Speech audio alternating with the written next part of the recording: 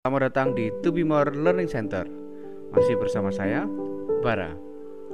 Saya akan melanjutkan membacakan sebuah buku berjudul Meditation karya Marcus Aurelius yang diterbitkan oleh Naura Books. Buku 6. Substansi dari keseluruhan sejatinya bersifat patuh dan mudah diubah.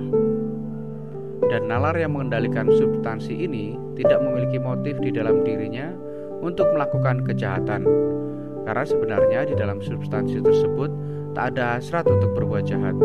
Ia tidak melakukan kejahatan terhadap siapapun dan tidak ada yang ia lukai olehnya. Semua hal di dunia ini punya permulaan dan akhir yang selaras dengannya. Tidak perlu mempermasalahkan jika kau kedinginan atau merasa hangat saat kau sedang melakukan tugasmu, atau jika kau mengantuk atau sudah tidur cukup, jika orang lain berbicara buruk atau baik tentangmu, bahkan jika kau hampir mati atau melakukan sesuatu yang lain. Karena bahkan jika kita mati, itu pun merupakan salah satu tindakan kehidupan. Maka dalam tindakan ini juga sudah cukup untuk melakukan langkah terbaik yang kau bisa. Lihatlah ke dalam diri. Jangan biarkan kualitas spesial dari apapun atau nilainya terlewat begitu saja dari perhatianmu. Semua yang saat ini ada akan segera berubah. Entah itu berubah menjadi uap, jika semua materi pada kodratnya adalah satu kesatuan, atau mereka akan tercerai-berai dalam atom. Nalar yang mengatur segala sesuatu ini mengetahui apa yang menjadi sifatnya sendiri dan apa yang bisa diciptakan, dan materi apa saja yang bisa diubah menjadi hal lain. Cara terbaik untuk membalas dendam adalah dengan tidak bertingkah laku seperti orang yang menyakitimu. Nikmatilah satu hal dan buat dirimu nyaman di dalamnya ketika beralih dari satu tindakan sosial ke tindakan sosial lainnya. Selalu tempatkan pikiranmu pada yang ilahi. Pikiran pengendali adalah yang membangunkan dan menyesuaikan dirinya sendiri, menciptakan dirinya sendiri dari kodrat apapun yang ia inginkan, dan membuat semua yang terjadi padanya muncul sesuai keinginannya. Dalam penyesuaiannya dengan kodrat dari keseluruhan, segala sesuatu memiliki pencapaiannya. Tidak mungkin sesuatu kodrat lainnya, baik yang tertutup dari luar maupun yang tertutup di dalam, atau terpengaruh eksternal apapun. Alam semesta bisa jadi adalah sebuah kekacauan, kerumitan bersama, dan sebuah penyebaran. Atau itu adalah kesatuan, keteraturan, dan keniscayaan. Jika yang pertama benar, mengapa aku ingin tinggal di dunia yang bercampur aduk dan merupakan sebuah kekacauan? Kemudian, mengapa aku begitu peduli dengan apapun selain bagaimana aku bisa menjadi sesuatu di bumi ini? Lalu, mengapa aku merasa terganggu? Pada saatnya, elemen-elemenku akan buyar tanpa peduli dengan apapun yang aku lakukan. Namun, jika yang terakhir benar, maka aku akan menghormatinya. Aku berdiri kukuh, dan aku menaruh rasa percaya seutuhnya pada siapapun yang mengendalikan semua. Ketika kau dipaksa oleh keadaan hingga mengalami semacam kesulitan, segera kembalilah ke dirimu sendiri dan jangan berada di luar harmoni lebih lama dari yang seharusnya. Kau akan semakin menguasai harmoni dengan terus kembali ke sana. Apakah kau punya ibu tiri dan ibu kandung pada saat yang sama? Maka kau pun juga punya bakti yang sama pada ibu tiri. Tetapi kau tetap akan terus kembali bersandar kepada ibu kandung sendiri. Biarlah pengadilan dan filsafat menjadi ibu tiri dan ibu kandungmu. Kembalilah kepada filsafat sesering mungkin dan ambil kenyamanan darinya. Ia akan membantumu menoleransi kehidupan, dan kau pun mampu menyesuaikan diri di dalamnya. Manakala kau memiliki daging panggang atau makanan serupa di hadapanmu, tanamkan dalam benakmu bahwa ini semua adalah bangkai ikan, ini bangkai burung atau babi, dan bahwa kemudian anggur Falernia hanyalah sari buah anggur, dan jubahmu yang ungu hanyalah terbuat dari pintalan rambut domba yang diberi warna dengan tetesan darah dari kerang, dan bahwa hubungan badan itu tidak lebih dari gerakan selaput dan semburan lendir yang dikeluarkan. Betapa baiknya impresi seperti ini dalam menciptakan inti dari hal yang nyata dan menembusnya, sehingga kita bisa melihat segala hal apa adanya. Sama seperti bagaimana kita seharusnya bertindak selama hidup kita. Dan ketika ada hal-hal yang tampak masuk akal, kita harus membuka semua selubungnya dan melihat betapa mereka tidak berguna, dan menelanjangi semua kata-kata yang digunakan untuk memuji-muji mereka. Kesombongan adalah penggoda terbesar bagi nalar. Ketika kau sangat yakin bahwa kau melakukan pekerjaan yang seimbang dengan jerih payahmu, maka saat itulah ia menipumu hingga kau sangat terpesona. Pikirkanlah apa yang dikatakan Krates tentang Xenocrates. Sebagian besar objek yang membuat banyak orang kagum berada di kategori benda yang ditopang oleh kohesi atau mineral kayu, atau pertumbuhan alami, atau buah anggur, buah ara, dan zaitun. Berbagai hal yang dikagumi oleh orang-orang yang pikirannya sedikit lebih maju mengacu pada hal-hal yang ditopang oleh prinsip kehidupan, seperti kawanan burung dan ternak, atau kepemilikan atas banyak budak. Kekaguman orang-orang yang lebih beradab adalah hal-hal yang ditopang oleh jiwa rasional, bukan nalar seperti itu. Tetapi nalar diekspresikan dalam keahlian atau keterampilan lainnya. Namun, orang yang sepenuhnya menghargai jiwa rasional dan juga politis tidak lagi memperhatikan hal-hal itu. Tetapi di atas segalanya, menjaga jiwanya secara konstan untuk dapat berada dalam kondisi rasional dan sosial, dan bekerja sama untuk tujuan itu dengan makhluk sejenisnya.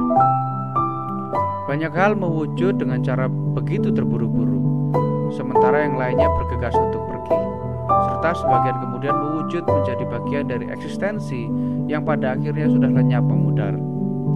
Aneka gerak dan perubahan terus-menerus memperbarui dunia, seperti juga arus perjalanan waktu yang tak terusik, yang terus memperbarui durasi usia hingga membuat kekekalan tampak selalu muda.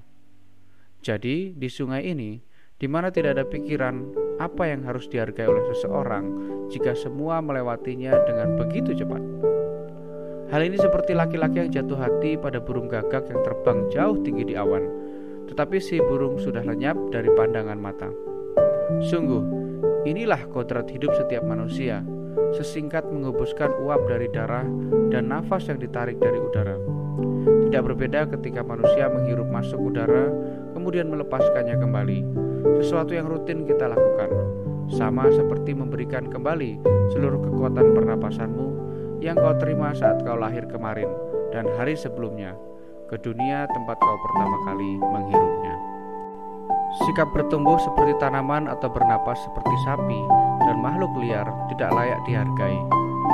Tidak ada yang bisa dihargai dari mendapatkan impresi rasa atau menyentak dawai-dawai dorongan untuk beraksi seperti boneka tali. Tidak juga dalam hal berkumpul bersama atau mengambil makanan.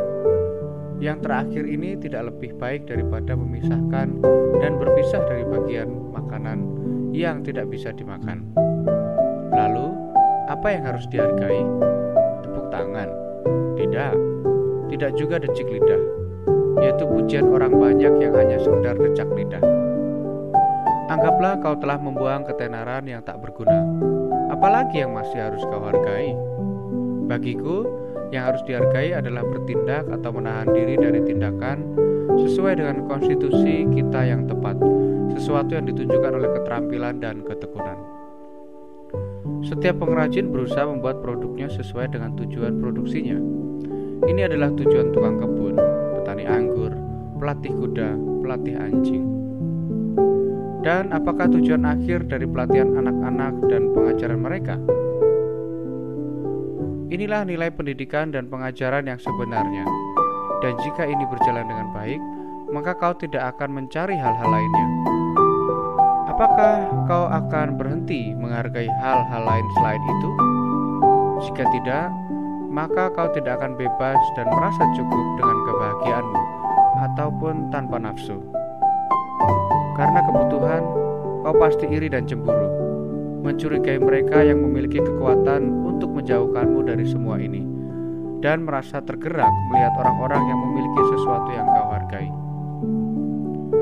Karena kebutuhan, seseorang menginginkan salah satu dari semua ini pasti dalam keadaan gelisah. Dan terlebih lagi, ia akan sering mendorong untuk menyalahkan para dewa juga. Namun, memuja dan menghormati pikiranmu sendiri dan membuat bahagia dalam dirimu sendiri selaras dengan rekan-rekanmu dan selaras dengan para dewa, yaitu memuji semua yang mereka tetapkan dan telah diputuskan. Ke atas, ke bawah, berputar-putar adalah gerakan dari elemen-elemen. Tetapi gerakan dari keutamaan yang aktif tidak mengikuti satupun dari ini. Ini adalah sesuatu yang bersifat lebih ilahi, dan perjalanan menuju kesuksesan berada di sepanjang jalan yang sulit untuk dipahami.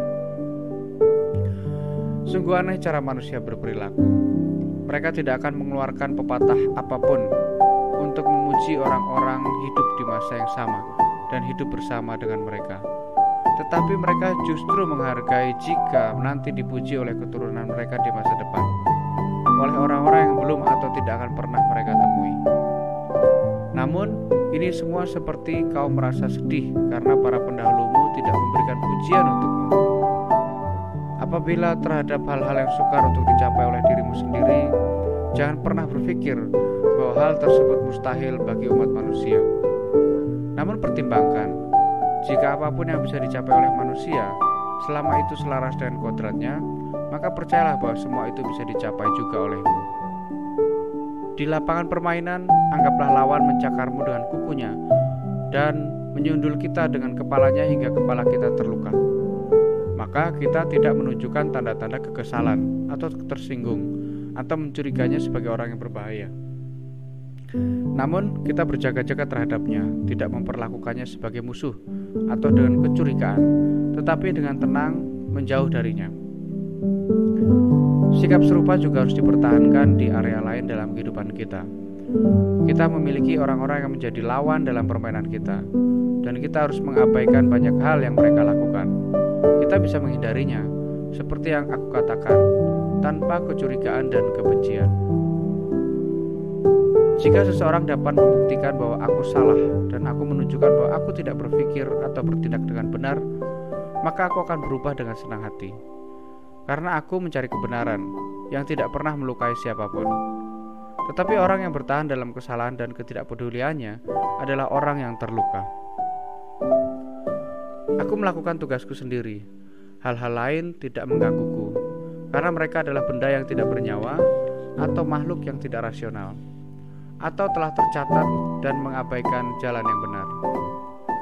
Hewan tidak memiliki akal pikiran, dan secara umum demikian pula segala sesuatu dan objek. Maka karena kau memiliki nalar sedangkan mereka tidak, perlakukan mereka dengan kemurahan hati dan kesopanan. Namun terhadap manusia, perlakukan mereka dengan kepedulian sosial, karena mereka memang memiliki nalar. Dan dalam setiap kesempatan panggillah para dewa. Dan jangan permasalahkan soal berapa lama kau akan hidup untuk melakukannya, karena 3 jam yang dihabiskan pun sudah cukup. Alexander dari Makedonia dan pengemudi keledainya sama-sama akan mati. Entah mereka akan dibawa dengan prinsip generatif yang sama dari alam semesta, atau mereka akan sama-sama tersebar di antara atom-atom. Renungkan betapa banyak peristiwa dalam penggalan waktu yang sama dan tak terpisahkan yang terjadi pada masing-masing kita, baik jasmani maupun rohani. Maka kau tidak akan heran jika lebih banyak peristiwa, bahkan semua yang terjadi, hidup bersama di satu dan keseluruhan yang kita sebut alam semesta. Jika seseorang bertanya padamu, bagaimana nama Antonius dieja? Apakah kau akan berteriak mengeja setiap suku kata? Lalu bagaimana jika mereka marah? Apakah kau akan marah juga? Apakah kau tidak akan membaca urutan huruf dengan tenang, memberitahu masing-masing secara bergantian? Begitu juga dengan kehidupanmu. Ingatlah bahwa setiap tugas terdiri dari bagian-bagian tertentu. Tugasmu lah untuk mengamati ini, tanpa merasa terganggu dan menunjukkan kemarahan terhadap mereka yang marah padamu, untuk mengikuti tujuanmu sendiri dan menyelesaikan segala urusanmu. Betapa kejamnya jika kita tidak membiarkan manusia untuk memperjuangkan apa yang menurut mereka menarik dan menguntungkan. Namun, Dengan caramu melarang mereka melakukannya, ketika kau harus meributkan bahwa mereka salah, mereka pasti tertarik pada kepentingan dan keuntungan mereka sendiri. Tapi sebenarnya tidak begitu. Kalau begitu, ajari mereka, tunjukkan kepada mereka tanpa harus marah. Kematian adalah kelegaan dari reaksi terhadap indera, dari dorongan untuk beraksi seperti boneka tali, dari pikiran analitis, dan dari pengabdian pada tubuh. Sungguh amat sangat disayangkan bagi jiwa apabila menyerah begitu saja pada hidup ini, sedangkan tubuh tidak menyerah kalah. Berhati-hatilah agar jangan sampai kau menjadi kaisar autokrat atau diwarnai dengan sifat-sifatnya. Itu bisa terjadi. Jagalah dirimu agar selalu sederhana, baik, murni, serius, terbebas dari perasaan, selalu berkawan dengan keadilan, menjadi pemuja para dewa, baik hati, hangat, serius dalam melakukan semua tindakan yang sesuai. Berupaya terus untuk selalu menjadi seperti yang filsafat inginkan. Patuhlah pada para dewa dan bantulah semua manusia. Hidup ini singkat. Hanya ada satu hasil yang bisa dipetik dari hidup yang dijalani dengan baik, yaitu sikap yang rendah hati dan tindakan yang berguna bagi masyarakat. Lakukan segala sesuatu sebagai murid Antonius. Ingatlah bahwa ia konstan dalam setiap tindakan yang selaras dengan nalar dan kesetaraan dalam segala hal. Kesalehannya, ekspresinya yang tenang, kelembutannya, sikapnya yang tidak menghiraukan ketenaran yang hampa, dorongannya untuk memahami urusan dengan tegas. Bagaimana ia tidak akan pernah melewatkan apapun tanpa terlebih dahulu memeriksanya dengan teliti dan memahaminya dengan jelas. Bagaimana dia akan menoleransi orang-orang yang menyalahkannya secara tidak adil tanpa balik membalas mereka. Bagaimana ia tidak pernah melakukan apapun dengan terburu-buru. Dia tidak mau mendengarkan fitnah. Dia adalah penilai yang akurat atas karakter dan tindakan manusia. Tidak memiliki kecenderungan untuk mencela orang, tidak kenal takut, tidak curiga, dan bukan seorang sofis. Bagaimana dia puas dengan yang sedikit, mulai dari rumah, tempat tidur, pakaian, makanan, pelayan. Sifat rajin dan sabarnya. Ia adalah laki-laki yang kuat mengerjakan tugas hingga malam, bahkan tidak perlu istirahat kecuali pada jam biasanya. Juga cara makannya yang hemat. Konstan dan adil dalam persahabatannya, toleran terhadap oposisi, yang terus terang terhadap pandangannya sendiri, dan senang hati menunjukkan cara yang lebih baik. Takut akan yang ilahi, tetapi tidak percaya tahayul. Sadarlah, ingatkan dirimu, hentikan tidurmu sekali lagi. Sadari bahwa itu hanyalah mimpi yang mengganggumu, dan sekarang setelah kau bangun, lihatlah ini semua yang ada di sekitarmu seperti kau melihat itu semua, mimpi-mimpimu. Aku terbuat dari tubuh dan jiwa. Nah, bagi tubuh kecil ini segala sesuatunya adalah netral karena ia tidak dapat membedakannya. Dan bagi pikiran segala sesuatunya adalah netral, yaitu semua yang bukan aktivitasnya sendiri. Dan semua aktivitasnya sendiri berada dalam kendalinya. Namun di dalam pikiran ini, ia hanya mementingkan masa kini. Aktivitasnya di masa depan dan masa lalu juga netral terhadap masa kini. Kerja keras yang dilakukan oleh tangan atau kaki tidak bertentangan dengan alam, selama kaki melakukan pekerjaan kaki dan tangan melakukan pekerjaan tangan. Begitu juga bagi seorang manusia dengan pikiran pengendali. Tidak ada yang bertentangan dengan kodrat dalam kesakitan yang ia rasakan selama ia melakukan pekerjaan manusia. Jika pekerjaan tersebut tidak bertentangan dengan kodratnya, maka itulah bukan kejahatan baginya. Betapa banyak kesenangan yang telah dinikmati para perampok, pembunuh ayah, dan tiran. Apakah kau tidak melihat bagaimana rajin, sementara mengabaikan para awam sampai titik tertentu, tetap berpegang pada prinsip keahliannya dan tidak akan bisa meninggalkannya? Maka tidaklah aneh bahwa arsitek dan dokter akan menunjukkan rasa hormat yang lebih besar terhadap prinsip-prinsip yang mereka pegang dari keahlian mereka, daripada manusia menunjukkan rasa hormat terhadap prinsip-prinsip pembimbing hidupnya sendiri, yang sama dimiliki oleh juga para dewa. Asia dan Eropa hanyalah sudut alam semesta. Semua laut adalah tetes air di alam semesta ini. Gunung Athos adalah sebuah bongkahan kecil di alam semesta. Semua yang ada di masa kini merupakan sebuah titik dalam keabadian. Segala sesuatu sungguh kecil, dapat berubah, dapat berlalu. Semua hal yang datang dari dunia ini dimulai dari nalar yang mengatur segala atau sebagian akibatnya. Maka rahang singa yang menganga, semua yang beracun, setiap jenis kerusakan, seperti duri atau lumpur, merupakan hasil konsekuensi dari apa yang mulia dan indah. Maka jangan berpikir bahwa mereka asing dengan apa yang selama ini kau sembah, tetapi bentuklah opini yang tepat mengenai sumber dari segala hal. Mereka yang hanya melihat masa kini telah melihat segala sesuatunya dengan jernih, baik semua yang telah terjadi dari yang kekal maupun yang akan terjadi untuk selama-lamanya. Semua hal terhubung satu dengan lainnya dan membentuk satu kesatuan yang utuh. Kau harus sering merenungkan tentang hubungan semua hal, alam semesta dan hubungan satu sama lain. Di satu sisi, segala sesuatu terjalin dan karenanya bersikap ramah terhadap satu sama lain. Satu hal mengikuti yang lain dalam urutan yang semestinya melalui tekanan atau pergerakan. Semangat bersama yang menginspirasi mereka dan kesatuan semua unsur. Sesuaikan dirimu dengan hal-hal yang telah menjadi tanggung jawabmu dan cintai orang-orang yang telah ditakdirkan untukmu. Tetapi cintamu harus tulus sepenuh hati. Setiap instrumen, alat, wadah, jika ia berfungsi dengan sesuai tujuan pembuatannya, maka semua ini baik-baik saja. Tetapi pembuatannya berada di luar objek yang dibuat. Namun dalam hal-hal yang diikat oleh alam, kekuatan sang pencipta mereka berada di dalam dan tetap ada di dalamnya.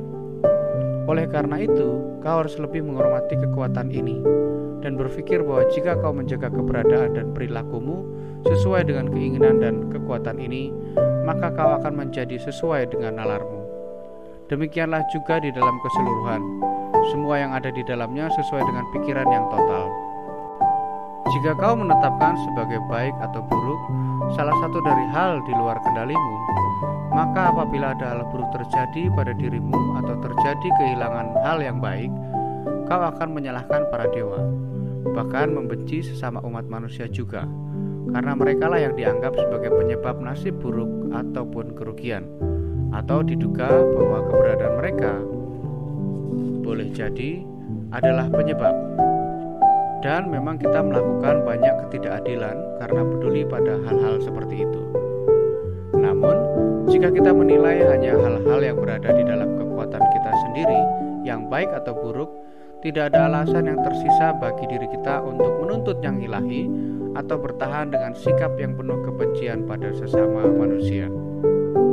Kita semua bekerja bersama demi satu tujuan, beberapa dengan perhatian sadar dan yang lain tanpa menyadarinya.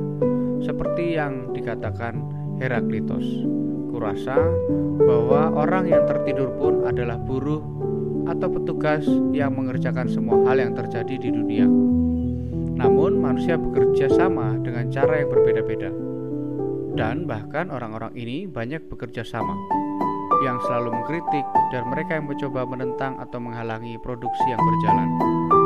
Bahkan dunia membutuhkan mereka juga. Jadi, kau tetap harus mengerti di kategori mana kau menempatkan diri.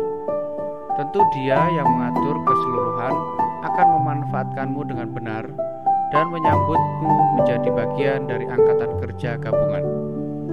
Namun, pastikan saja bahwa peranmu bukan bagian dari bait murahan dan vulgar dalam sebuah lelucon, seperti yang dicatat oleh Chrysippus. Apakah matahari dianggap melakukan pekerjaan dewa hujan? Atau Asklepios mengerjakan pekerjaan Dewi Panen? Dan bagaimana dengan bintang-bintang? Tidakkah mereka berbeda, tetapi mereka bekerja sama untuk menciptakan tujuan yang sama? Jika para dewa telah memikirkan tentangku dan tentang peristiwa-peristiwa yang harus terjadi padaku, maka mereka telah membuat keputusan yang baik. Tidak mudah untuk membayangkan dewa yang sembrono dan alasan apa yang mungkin mereka miliki untuk bertekad menyakitimu. Keuntungan apa yang didapat dari hal itu, baik untuk diri mereka sendiri atau kebaikan bersama, yang merupakan perhatian utama dari pemeliharaan mereka. Namun, jika mereka tidak memikirkan tentang diriku secara khusus, maka pasti mereka berpikir untuk kebaikan bersama. Dan peristiwa-peristiwa terjadi secara berurutan dalam susunan umum ini harus diterima dan disambut dengan tangan terbuka. Namun, jika mereka tidak memikirkan apapun, sangat tidak beriman jika percaya pada hal ini atau kita mempercayainya.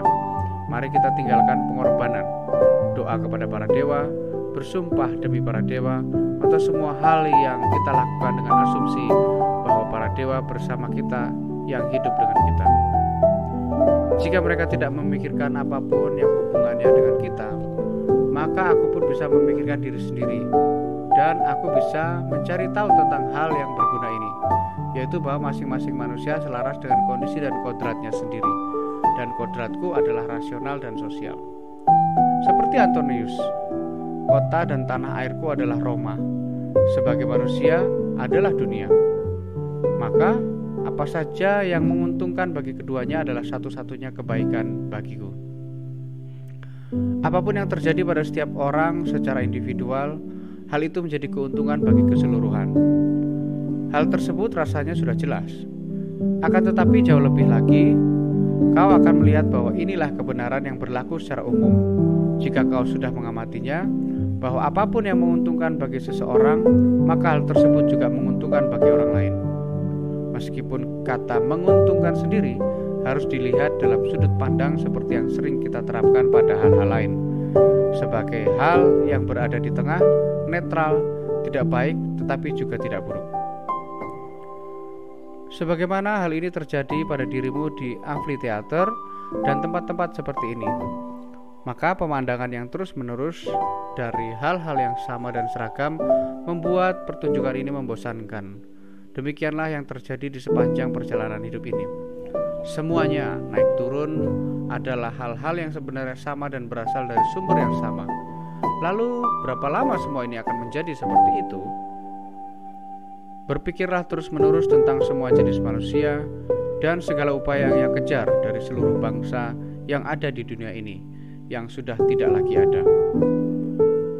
Dan karena itu, pikirkan Filistion, Phoebus, dan Origanion.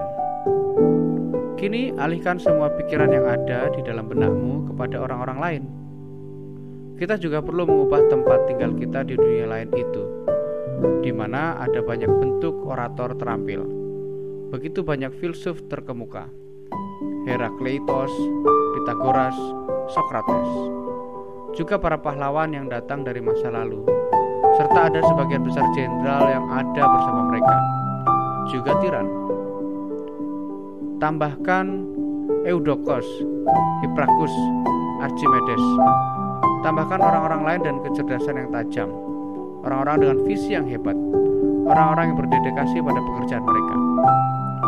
Tambahkan bajingan, fanatik, dan bahkan satiris dari kehidupan fana dan tidak kekal ini, seperti Manipus dan orang-orang lain yang menyerupai dirinya. Renungkan semua ini bahwa mereka sudah lama mati dan dikuburkan. Maka, apakah ini sesuatu yang buruk bagi mereka? Dan apa yang terjadi pada mereka yang menyandang nama-nama kini yang tak lagi dikenalnya? Ada satu hal di dunia ini yang sangat berharga, yaitu menjalani hidupmu dengan kebenaran dan keadilan, dengan sikap yang penuh kebajikan, bahkan kepada mereka yang berkata bohong atau bersikap tidak adil. Saat kau ingin menghibur diri sendiri, ingatlah kualitas baik dalam diri rekan-rekanmu. Energi yang satu misalnya, kesopanan yang lain, dan kemurahan hati yang lain lagi, dan semua kualitas yang serba baik pada hal lainnya. Tak ada hal yang lebih membuat hati riang selain berbagai contoh tentang keutamaan tersebut. Ketika mereka menunjukkan moral mereka dan hidup berdampingan dengan kita, dan menampilkan diri mereka dalam berkelebihan dari keutamaan tersebut, sebisa mungkin dan sedapat yang bisa dilakukan. Kemanapun kita berada, maka kita perlu menjaga agar mereka semua ada bersama kita. Kau bukannya tidak merasa puas, kurasa karena berat badanmu hanya sejumlah itu dan bukan 300 pon. Maka jangan merasa tidak puas karena kau hanya hidup bertahun-tahun dan tidak lebih. Sama seperti kau puas dengan jumlah substansi yang dialokasikan untukmu. sedemikian juga kau harus puas dengan alokasi waktu yang diberi untukmu. Mari kita coba untuk membujuk mereka, para manusia. Namun bertindaklah bahwa melawan keinginan mereka, kapanpun pikiran pengendali membawamu ke arah demikian. Namun jika seseorang dengan paksa menolak, ubah sikapmu menjadi penerimaan yang tidak mengandung luka. Jadi gunakan rintangan untuk menghasilkan keutamaan yang berbeda. Dan ingatlah bahwa kau berjalan pada jalur bersyarat. Kau tidak mengarah pada hal yang mustahil. Jadi, apa tujuanmu? Dorongan yang disetujui oleh suatu kondisi. Ini yang telah kucapai. Apa yang kami usulkan kepada diri kami sendiri telah tercapai. Pecinta ketenaran menganggap aktivitas orang lain adalah kebaikannya sendiri. Pecinta kenikmatan menganggapnya sebagai sensasi yang ia rasakan. Tetapi orang yang cerdas menganggap semua tindakannya adalah kebaikannya sendiri. Kita memiliki kekuatan untuk tidak membentuk opini terhadap sesuatu dan tidak membiarkan jiwa kita terusik, karena segala sesuatu itu sendiri tidak memiliki kekuatan alami untuk membentuk penilaian kita terhadap mereka. Biasakan dirimu untuk memperhatikan dengan cermat apa yang orang lain katakan, dan sejak mungkin masukkan ke dalam alam pikiran dari orang yang berbicara itu. Apa yang tidak menguntungkan sarang lebah juga tidak menguntungkan lebah. Jika para pelaut berbicara buruk tentang kapten mereka atau pasien tentang dokter mereka, apakah mereka akan mendengarkan orang lain? Bagaimana kapten mencapai pelayaran yang aman bagi penumpangnya atau bagi dokter kesehatan bagi mereka yang diurusnya? Betapa banyak orang yang datang ke dunia bersamaku kini telah pergi, dan yang tampak bagi mereka yang tengah menderita sakit kuning, maka madu yang manis pun terasa pahit. Mereka yang digigit anjing gila pun melihat air dengan mata ketakutan. Bagi kanak-kanak, bola adalah hal yang begitu berharga. Lalu, mengapa kemudian aku harus menjadi marah? Tidakkah kau berpikir bahwa opini yang keliru punya kekuatan yang jauh lebih kecil dibandingkan serangan penyakit kuning maupun racun di dalam tubuh orang yang digigit anjing gila? Tak ada seorang pun yang bisa menghalangi keinginanmu untuk hidup selaras dengan kodratmu. Peristiwa yang terjadi padamu tidak akan bertentangan dengan prinsip dari kodrat alam semesta. Orang seperti apakah yang ingin mereka senangkan? Dan tindakan apa saja yang menjadi sarana kesuksesan mereka? Seberapa cepatkah waktu akan menyelubungi segala sesuatu? Dan berapa banyak hal yang sudah diselubungi oleh waktu? Bersambung ke buku 7.